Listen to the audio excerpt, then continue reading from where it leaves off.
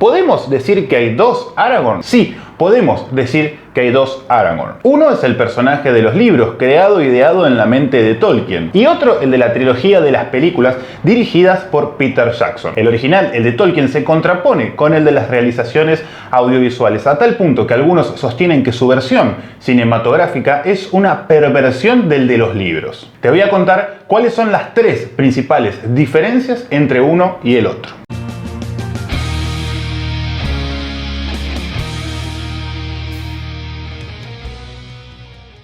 Antes de hablar de Aragorn, te pido un minuto para hacer una aclaración. No se pretende bajo ningún punto de vista poner en tela de juicio la calidad ni el éxito de las películas de El Señor de los Anillos, pero se debe entender que las adaptaciones fílmicas son sintomáticas de las tendencias, ideas, modelos, códigos de una sociedad y que son muy diferentes a las que quiso imprimirle Tolkien originalmente en su obra y que de alguna forma alteran, desvían o pervierten al personaje original. Peter Jackson realizó su producción tratando de mantener fidelidad con respecto al mensaje esencial de la obra literaria más que con la letra del texto. El designio creativo del autor afecta a la construcción de la obra de manera fundamental, lo que determina que la adaptación cinematográfica de El Señor de los Anillos haya dado lugar a una nueva interpretación original y autónoma que genera una experiencia estética totalmente diferente. A pesar del cuidado que se puso en los detalles y las recreaciones de la Tierra Media, las adaptaciones literarias en la gran pantalla siempre alteran la percepción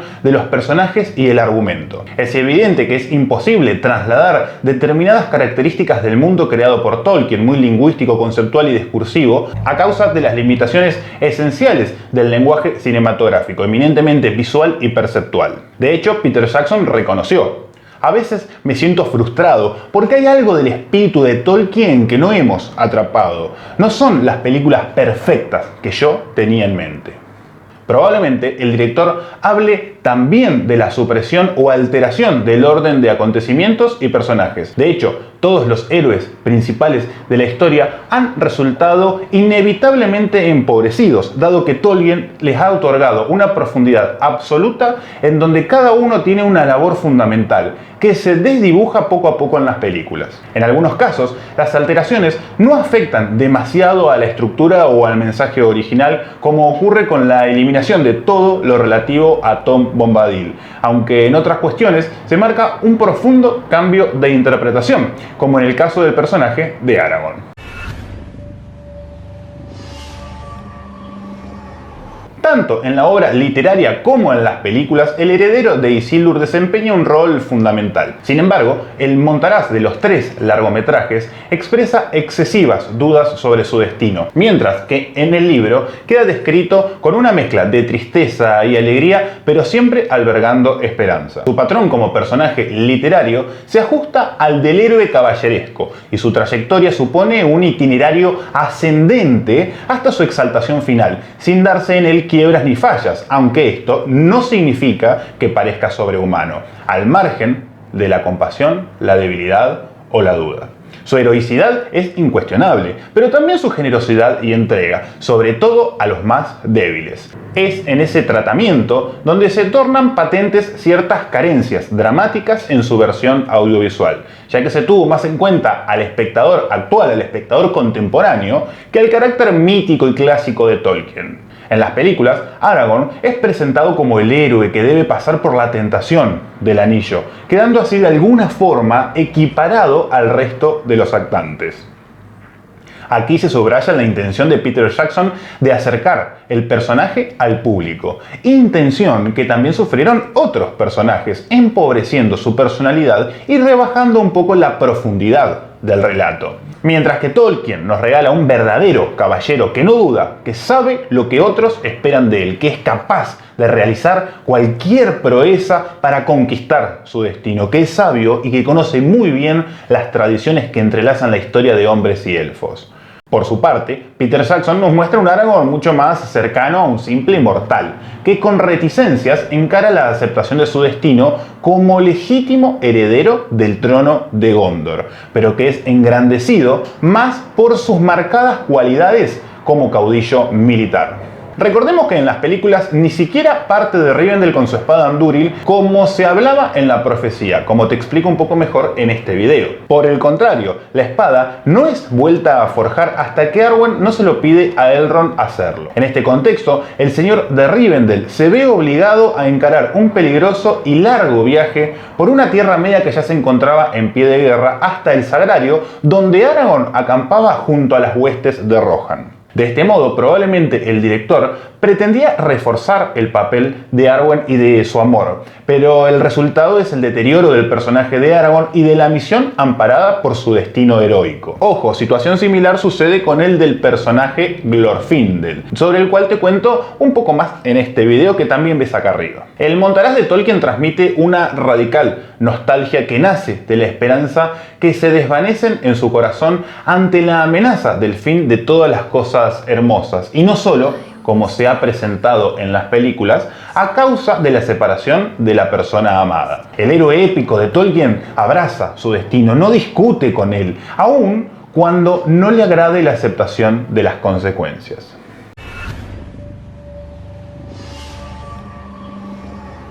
Otra de las consecuencias de economizar personajes fue la supresión de la Compañía Gris, aquella tropa de élite que parte desde Rivendell compuesta por unos 30 Dúnadan del norte al mando de Halbarad y los 2 hijos de Elrond. Todos habían sido convocados por un llamado de la dama Galadriel. La inexistencia de esta compañía descontextualiza por completo a Aragorn, que pasa de ser el capitán de un pueblo que ha perdido su reino, pero que mantiene firmes sus raíces y sus tradiciones, a ser una figura solitaria que mantiene mejores relaciones con los elfos que con los hombres. También a la ausencia del verdadero príncipe Imrahil, uno de los principales señores de Gondor que reconoce a Aragorn como rey. También la de Iored, la mujer de la Casa de Sanación, que recuerda la tradición de que los antiguos señores del reino poseían virtudes curativas que los identificaban como tales. Peter Jackson propone más un candidato a rey que aprovecha las circunstancias y los apoyos que ha ido consiguiendo. Imagen que se refuerza, por contraste, con el miedo que muestra Denethor a cambio de ser postergado por un vagabundo Montaraz del Norte y que de algún modo hace a Pippin y Gandalf cómplices de un golpe de estado. Además, en la trilogía se sustituye a la compañía y al resto de los refuerzos de las provincias del sur que acompañan a Aragorn a los campos del Pelennor por una hueste de fantasmas que destruyen todo rastro de vida del enemigo y liberan la ciudad. De estos fantasmas y de su historia en los libros, te dejo un poco más en este video que ves acá, que pertenece a la sección Mitos de la Tierra Media. Esta sustitución hace que se pierda la visualización del componente estratégico y el desarrollo de una verdadera batalla medieval, siendo sustituido por una sombra verde a modo de Deus Ex Machina.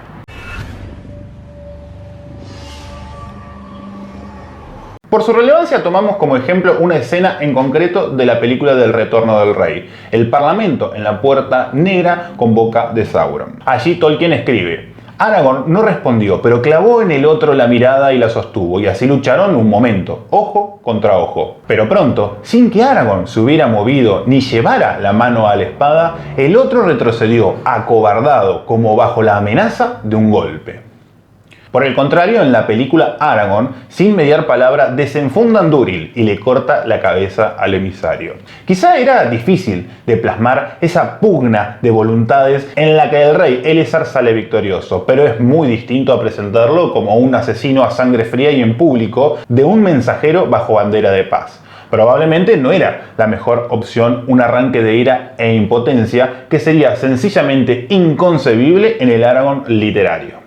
Estas fueron 3 diferencias sustanciales entre el Aragorn de Tolkien y el Aragorn de Peter Jackson. Lo que vos pensás sobre esto y lo que vos pensás sobre este análisis lo quiero acá abajo en los comentarios. A pesar de estas discrepancias, todos sabemos que existen 2 caminos hacia la Tierra Media. Por un lado Tolkien mismo y por otro Tolkien interpretado por Peter Jackson. Ambas vías son completamente dignas de ser recorridas en su totalidad. Si te gustó este análisis te invito a suscribirte a nuestro canal para no perderte ningún nuevo video. Y acá te dejo algunos otros títulos para que vayas conociendo a fondo la Tierra Media. ¿Me salió bien la interpretación de Peter Jackson? Como que hablaba así el gordo, ¿no?